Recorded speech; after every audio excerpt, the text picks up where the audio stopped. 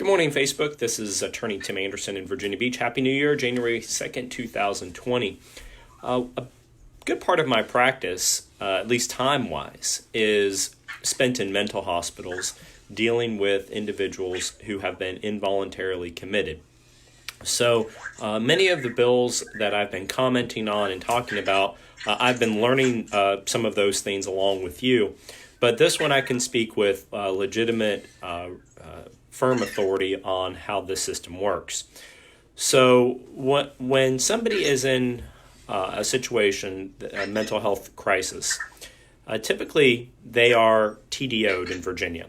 And basically what that means is that a magistrate judge is going to order that person to be put into a mental hospital for a 3-day evaluation.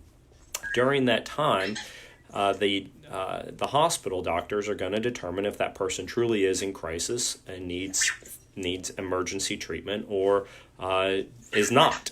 And if after the 3 days, if that person still is in the hospital, then the courts come in and they have a hearing. And that's where I come into the equation, representing people that are in the hospitals. So here's the basic way that you'll mostly find yourself getting into a mental hospital. Usually, people present themselves to the emergency room of a local hospital. They just go in and they say, "Hey, I'm feeling very suicidal, and I need help." And they'll go to their local emergency room to do that. Now, when that happens, most hospitals don't have mental health units. There's only 2 in Virginia Beach. There's Virginia Beach General Hospital, and across the street from them is Virginia Beach Psychiatric Hospital. Now, when you are at when you're in that situation, there's bed problems in Virginia, and when I'm working in the psychiatric hospitals, it's not uncommon for people in Virginia Beach to be brought all the way from King Williams and way up near Richmond and on the upper necks of like Tappahannock and stuff. So there's a bed problem, and so somebody comes in and they're saying, "Hey, I feel very suicidal." What the hospital does is they will generally go get a TDO on that person. That way the police would then have to come and take this person to a mental hospital, especially if the hospital itself doesn't actually have a mental ward in their unit. And that's how it works. Without a TDO, it's difficult for somebody from an emergency room to go from the emergency room to the mental hospital. In fact, what the hospital would have to generally do is they would have to discharge the person and say, "Hey, the mental hospital is over here. You need to go check yourself in," and they're not going to do that. So they're going to go through the TDO process. Now, the problem with the whole system is that once you are TDO'd and you are in a hospital, and let's just say there's 3 types of people that go through this. One are people that have absolutely no reason to be there. There's a spouse that's trying to get them in trouble, or a neighbor, or something like that. Those are the things. Sorry. And the second type of person is somebody who does need some emergency help. And then the third person is somebody who's really, really bad off and probably should be in a long-term mental facility. So those are the 3 gamuts of people that are generally inside the mental hospital on an emergency basis. So I'm really only talking about option 2, the person who is suicidal and is actually asking for help, who hasn't taken the steps to try to hurt themselves, who's looking for help. They're going to generally get TDO'd. And when that happens, they are in the hospital, and because they wanted to be there to begin with, they're in the hospital. And then this code section, which I've put right up here on the Facebook video, or right above my video, kicks in.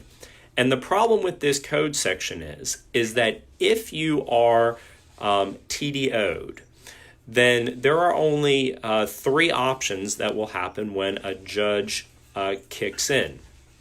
The first one is the judge will have a hearing and he'll find that person doesn't meet criteria and they can go. The second one is the judge can find that person does meet criteria to stay in a hospital, which means they're actively suicidal or homicidal or can't care for themselves and needs to stay in the hospital. And the third way is that person will voluntarily want to stay, like they wanted to begin with. Look, I need help. I want help. I need some stabilization in an emergency setting. Now, unless the judge dismisses that person on the third day in the 2-hour hold, then that person loses their gun rights for life. Now, when I am representing somebody, sorry, I have this little guy that I got for Christmas and he's being very noisy. When a person goes into a hospital and they are being, in that kind of a situation, there's no way that they want to lose their gun rights. They're saying, hey, look, I am here. I'm asking for help. I'm looking for some type of assistance, and now I'm going to lose my gun rights. And so when I'm representing these people, I have to talk to them about that. And they're like, no, I want to get out of here. I don't want to be a part of this. I want to get out of here. And it's my job to follow what they want to do. And a lot of times we can usually, find a path for them to leave. And so the way that the system works is this gun divestiture of this code section really motivates people not to want to get help because somebody doesn't want to lose their gun rights. A non-felon, a non-criminal doesn't want to lose their gun rights, and that is why we have to do these hearings. Even if they volunteer to stay at that hearing, they lose their gun rights. Now, again, this is for the person that came to the emergency room asking for help, got TDO'd because there's no way to get them to the hospital without going through that process. And then now they're in the hospital, they still want to be there, and now they're going to lose their gun rights. These are people that don't want to hurt themselves. These are people that are asking for help. So if this code section could be amended, two things. One, if we would delete paragraph 4 of this code section, it would take out the penalty for somebody to volunteer. If you volunteer right now, you lose your gun rights. So get rid of that. That's ridiculous. If somebody wants to volunteer to be in the hospital, let them. Don't make that a gun rights issue. The second part of the equation is if somebody voluntarily went to the hospital to begin with, to an emergency room, that person is not the person that needs to lose their gun rights. This is somebody who is asking for help.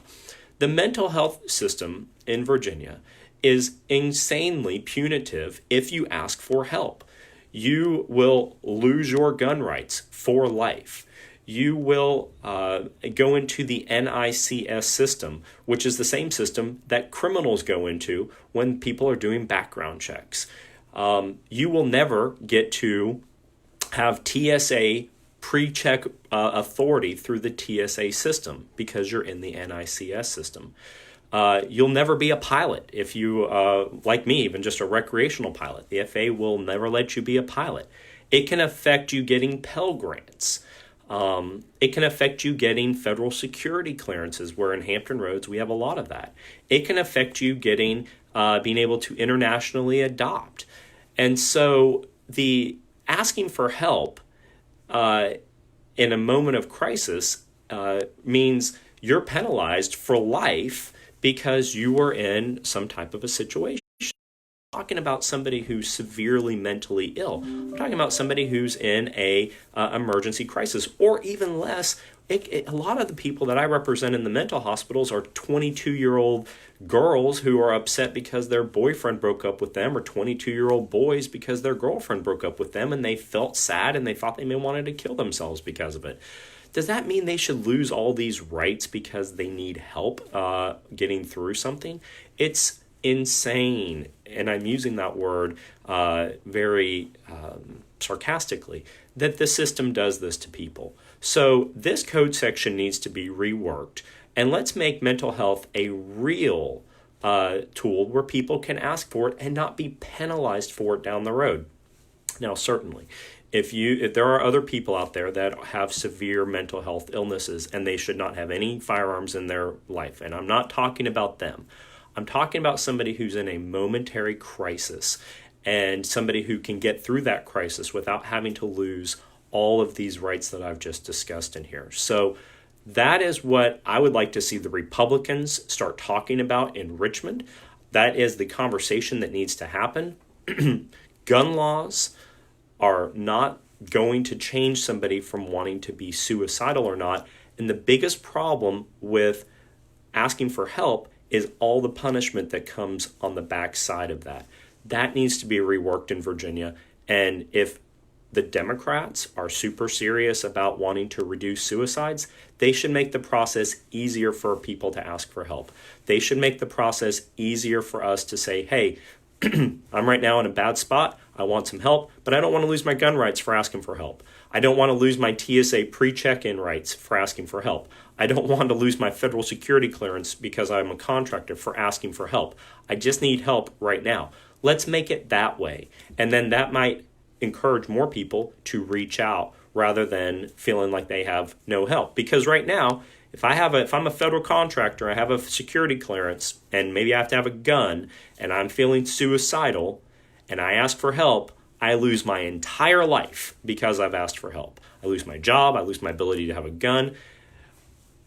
That needs to change, in my opinion. My name's Tim Anderson. I'm an attorney in Virginia Beach. I hope you agree with me. If you do, join our group, Engage Your Government. This conversation is going to be starting up pretty soon. Let's really have a conversation about mental health and what could be done from a governmental standpoint that could change things. Have a good day.